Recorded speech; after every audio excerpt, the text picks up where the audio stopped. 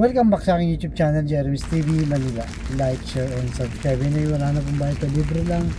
Tulong mo na lang sa kapwa mo. Alright, thank you very much po. Sa topic natin ngayon po, today's reflection. Madalas ka bang magdasal?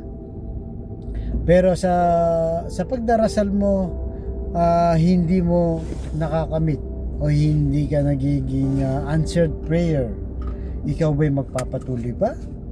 O mawawalan ka na ng gana? Dahil siyempre, di ba, kung medyo matagal-tagal na ang dasal mo, tila ba malabo na at nawawalan ka na ng pag-asa. Pero alam niyo po, yung pagdarasal po, no, diyan po tayo dapat hindi mawalan ng pag-asa. Dahil yan na lang po ang tanging matitira sa atin, lalo na no, kung walang-wala na tayo, sobrang bagsak ka na at marami ka pang problema. Kaya kung hindi mo nakukuha sa dasal at wala pa talaga yung hinihiling mo, steady ka lang, tuloy mo lang ang pagdarasal dahil powerful po ng dasal. So nung panahon ni Moises, habang silang nakikipagdigmaan, no, yung Israel sa kanilang mga kalaban, itong si Moises ay nagdarasal, nakataas ang kamay. So habang nagdarasal siya, patuloy silang lumalaban sa digmaan. At ang maganda niyan, no, dahil nakataas ang kamay ni Moises, talaga namang nananalo sila sa bakbakan o sa digmaan laban sa kanilang kalaban. Ganun po ka-powerful ang dasal. Kaya talagang dapat po, no, wag tayong mawalan ng pag-asa sa pagdarasal. Dahil kung minsan, no, ang pagpipray natin, no, nagbubunga po yan. Habang tayo nag-iintay, nagbubunga ng magandang bagay. Tayo nagbabago sa ating ugali. Natututo tayong magtiyaga, di ba? Dahil wala pa nga yung ating hinihintay. Kaya tuloy lang po tayo. Merong isang kwento rin sa Bible, no, isang judge o hukom, na kung saan itong hukom na ito ay walang takot sa Diyos, no? Walang kinikilalang tao, basta tingin niya sa kanyang sarili, mataas siya at wala siyang pakialam. Subalit merong isang balong babae ayon sa Biblia. Yung balong babae, pag i-describe po noong unang panahon, no, sa Biblia, ito ay parang kaawawa, mahina, di ba? Kaya nga balo, di ba? Walang power, no? Kumbaga minamaliit siya. Kung kaya wala siyang parang value. Subalit itong balo na to, pilit na kinukulit itong judge dahil humihingi siya ng katarungan, meron siyang hinihiling na kanyang pinaglalaban doon sa judge na yon. Subalit kalaunan sa tagal ng kanyang pagdarasal, itong judge na to na walang Diyos, na walang pakialam, ay nakulitan dito sa babaeng balo na to. Kaya nung nakulitan na siya, sinabi niya na sa babaeng ito ay kanyang pagbibigyan niya. Kaya ang sabi sa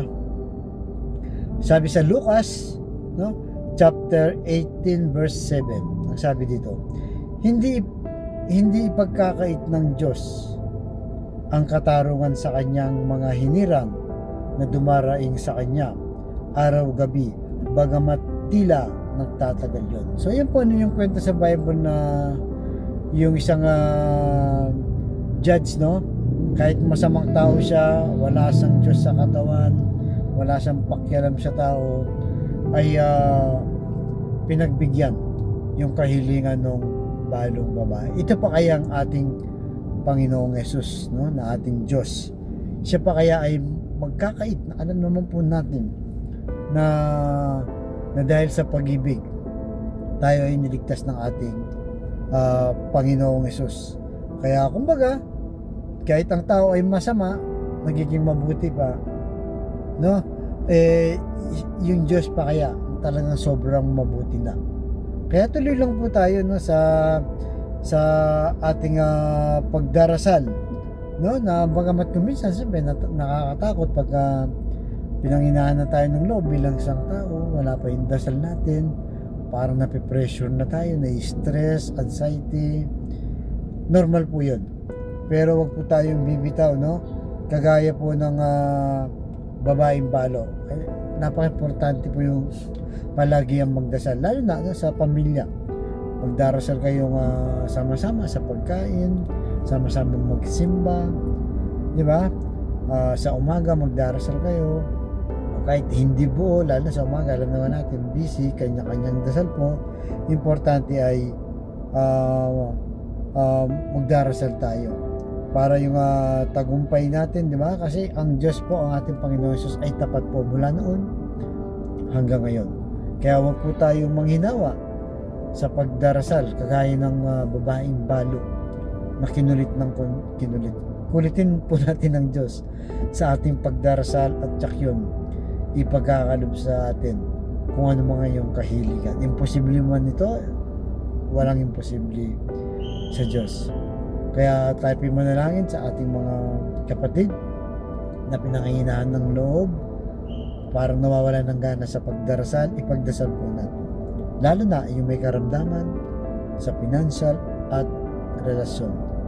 Sabihin mo ako sa napakasimpleng dasal na kung kayo maniwala at magtiwala sa ating Panginoon Jesus, ay tsak yun ipagkakalob sa iyo sa tamang panahon. Tayo manalangin, Lord, i-bless po mga kapatid naming nanonood sa aking vlog na malubha na po ang karamdaman. Stage 4 cancer na, Lord. Tinaningan na po ang kanilang buhay at pinanghinahan na rin sila ng loob. Ipuhin niyo po ang inyong mapagpagaling na kamay, haplusin niyo po, tanggalin ang kanilang karamdaman. Alam naman po namin na walang imposible sa iyo kung yung loob. Ganun din po sa mga pamilyang nawawalan din ng pag-asa, naguguluhan dahil sa hindi pagkakaunawaan. Ipuhin niyo po ang kanilang puso na maging mapagkumbaba, maging matyaga sa pagdarasal hanggang sa makamit nila at ibigay niyo ang kanilang mga kahilingan. Ganun din po sa financial, Lord, na sobrang kailangan namin lahat, lalo na po yung mga kapatid namin walang-wala talaga. Ang ultimo pambili ng 1 kilo lang ng bigas, ng ulam, pambaon sa mga bata at kung ano pang gastusin, yakapin nyo ng mahigpit.